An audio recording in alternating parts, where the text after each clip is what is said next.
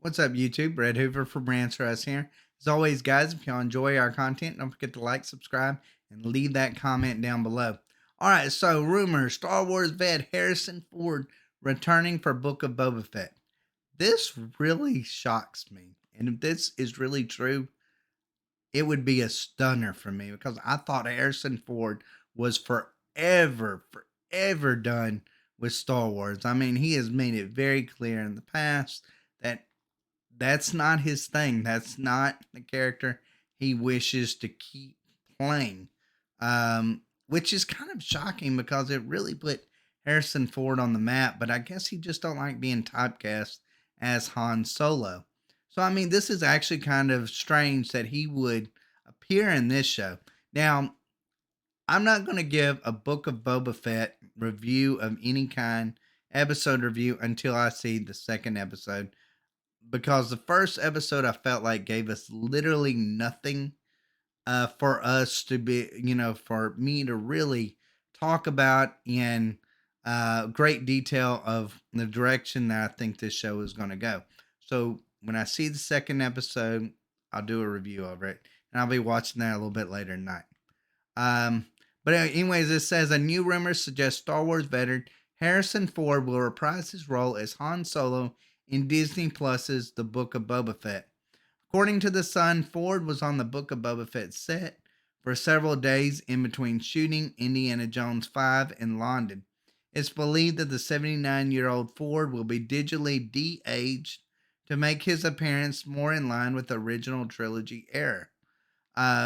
Ford made his Star Wars debut in 1977's A New Hope, playing Millennium Falcon pilot, bona fide scoundrel Han Solo, and blah blah blah. We already know that. Han meets bounty hunter Boba Fett and inadvertently knocks him into the Sarlacc pit. So I guess that would be maybe an interesting thing. And but it just says a de-aged Han Solo returning to the Book of Boba Fett would follow in the footsteps of the Mandalorian, which brought back a return of the Jedi era Luke Skywalker in the season 2 finale to train Grogu.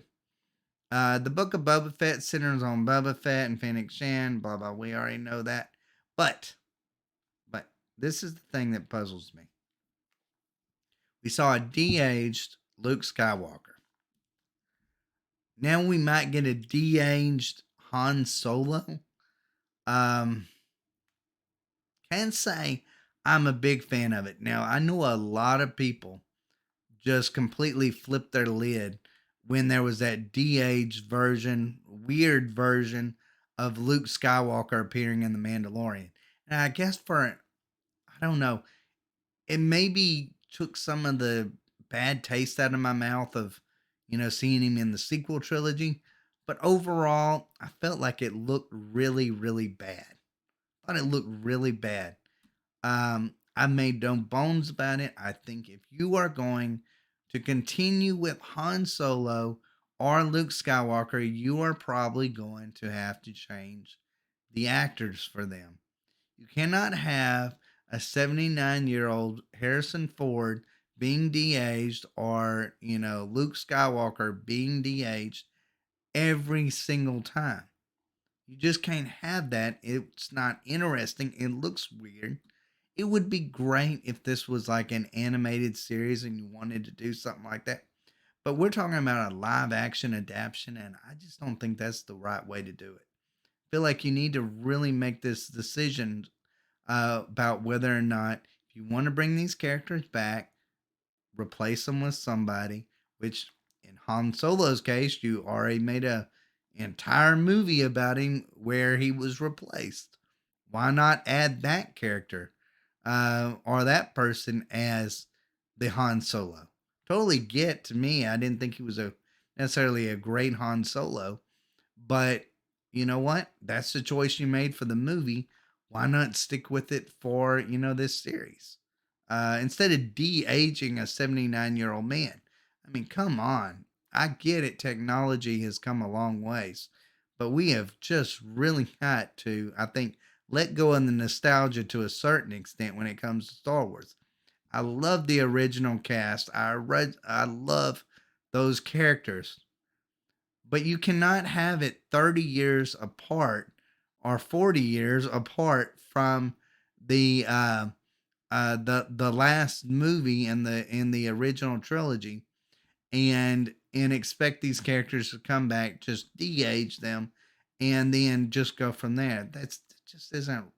It's not fair to those characters. It's not fair to the fans that love those characters, and it's just not fair to Star Wars in general because they the era between the fall of the Republic and you know the end of Darth Vader and Palpatine is just an era that they are going to beat over and over and over again.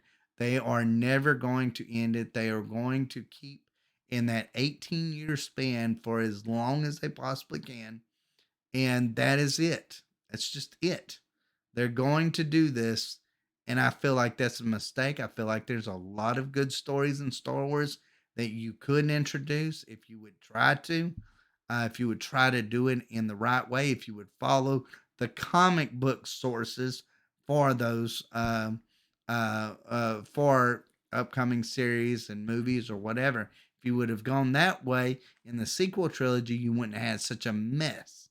You would not have had such a mess if you would have given Luke Skywalker the family that he had in the comics, the fall to the dark side of his son.